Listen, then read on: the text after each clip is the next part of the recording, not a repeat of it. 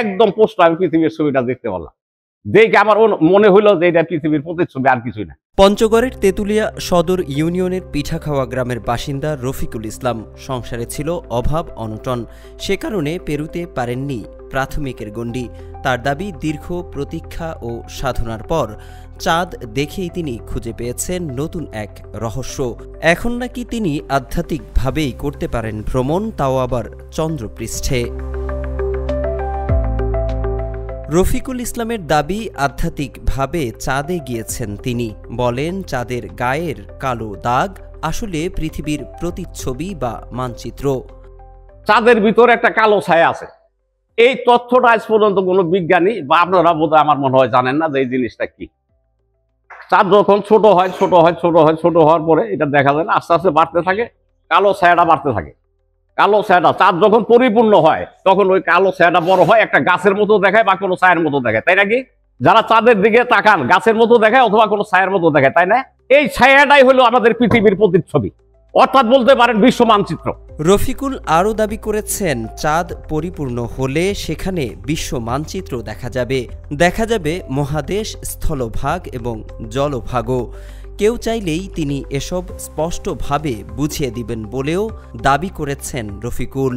আপনারা দেখবেন বিশ্ব মানচিত্র নিয়ে বুঝে যাবেন, আর যদি না বোঝেন আমি আছি মাঠে বসে যাবো, যে এই দেখেন পৃথিবীর প্রতিচ্ছবিটা দেখেন, যে পৃথিবী কতটুকু এরিয়া, কতটুকু জলভাগ, কতটুকু স্থলভাগ, একদম আপনারা দেখবেন কোন মহাদেশের কোথায় অবস্থান, কোন দেশের কোথায় অবস্থান, আমি একদম পুঙ্খানুপুঙ্খানুভাবে বুঝাই দেবো আপনাদেরকে, ইনশাআল্লাহ আল্লাহ যদি তৌফিক দান করে। রফিকুলের দাবি, আধ্যাত্মিকভাবে চাঁদে গিয়ে দেখেছেন চাঁদে মানুষ বসবাসের কোনো সুযোগ বা সম্ভাবনা নেই। এমনকি তার মতে বিশ্বখ্যাত বিজ্ঞানী আলবার্ট আইনস্টাইনও নাকি স্বপ্নে আদিষ্ট হয়ে শুরু করেছিলেন মহাকাশ নিয়ে গবেষণা। আল্লাহ পাক বলছে যে কোনো বান্দা যদি খাস দিলে কোনো খায়েশ করে তাকে সে জিনিস দেখায়া দেয়। অনেক অলিয়া উলিয়া আমাদের নবী রাসূলরা আকাশ ভ্রমণ করে আসছে, অনেক কিছুই ভ্রমণ করে আসছে। আমি এগুলা নিয়ে খুব আশাবাদী ছিলাম এবং এইগুলা নিয়ে কিছু আমলও করতাম আর কি। তা আমি তো আমাকে চারটা আমি উপরে গিয়ে দেখি না, উপরে আমাকে আল্লাহ পাক অনেক কিছু দেখাইছি ইনশাআল্লাহ। চারটা আমি কিভাবে দেখলাম, আমি একদিন গভীর রাত্রে, আমার ধূমপানের অভ্যাস খুব, আমি ধূমপান করি বসে বসে আর চাঁদের দিকে চেয়ে থাকি। থাকতে থাকতে এক সময় দেখা গেল যে আমি একেবারে নিকটবর্তী হয়ে গেলাম, সেটা আল্লাহর রহমতে একদম পোস্ট আমি পৃথিবীর ছবিটা দেখতে পারলাম, দেখে আমার মনে হইলো যে এটা পৃথিবীর প্রতিচ্ছবি, আর কিছুই না।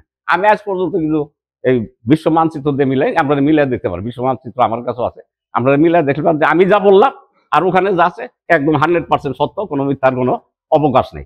এই গতি তরঙ্গের ধারণাটা আমাদের আসছে 1800 শতকে বিজ্ঞানী আলবার্ট আইনস্টাইনের মাধ্যমে। উনি কিন্তু এটা কোনো দূরবীক্ষণ যন্ত্র বা কোনো কিছু দিয়ে এটা দেখতে পারে না, যা মানুষের পক্ষে সম্ভাবনা। উনি স্বপ্নে আদিষ্ট হয়ে উনি স্বপ্নে দেখছিলেন ওই তরঙ্গ গতিগুলা, তারপর উনি প্রকাশ করলেন আমাদের বাংলাদেশে, যেটা আপেক্ষিক তত্ত্ব নামে প্রকাশিত। সম্প্রতি পঞ্চগড়ের তেঁতুলিয়ার রণচণ্ডী দ্বিমুখী উচ্চ বিদ্যালয়ে সংবাদ সম্মেলন করে এসব দাবি তুলে ধরেন রফিকুল ইসলাম। তার পরিবার এবং আশপাশের অনেকেই বিষয়টিকে সহজভাবে নিচ্ছেন এবং সত্য হতে পারে বলেও মন্তব্য করেছেন। হ্যাঁ, ওরকম আধ্যাত্মিক কোনো দেখছে, অবশ্যই দেখছে। আমাদের সাথে রাতে আব্বু তো বেশি সময় একটা পায় না, মানে যতক্ষণ সময় পায় আমাদের বাসায় আমাদের সবার সাথে আলোচনা করে।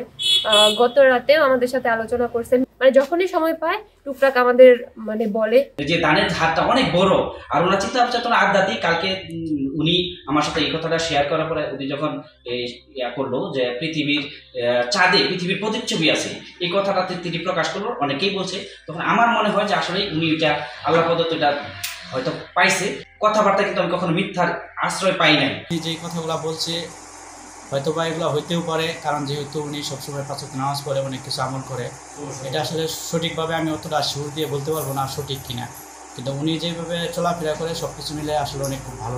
তবে চাঁদে আধ্যাত্মিক ভ্রমণ এবং চাঁদ পৃথিবী নিয়ে রফিকুল ইসলামের এমন মন্তব্যকে অনেকেই ভুয়া, ভিত্তিহীন এবং মনগড়া বলে অভিহিত করেছেন।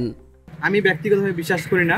আমার কাছে যেটা মনে হচ্ছে হয়তো বা তিনি ভাইরাল হওয়ার জন্য বা বর্তমান সোশ্যাল মিডিয়াতে আলোড়ন সৃষ্টি করার জন্য এভাবে নানা মন্তব্য করতেছে।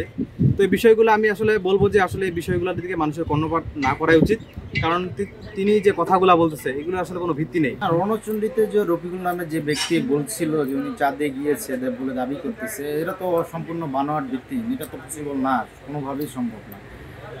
চাঁদে উনি দেখছেন, কি দেখছেন, পৃথিবীর মানচিত্র দেখছেন, সম্পূর্ণই বোকাস, এগুলো আসলে সম্ভব না বাস্তবে, কাল্পনিক, হয়তো উনি ভাইরাল হওয়ার জন্যই এগুলা বলছেন।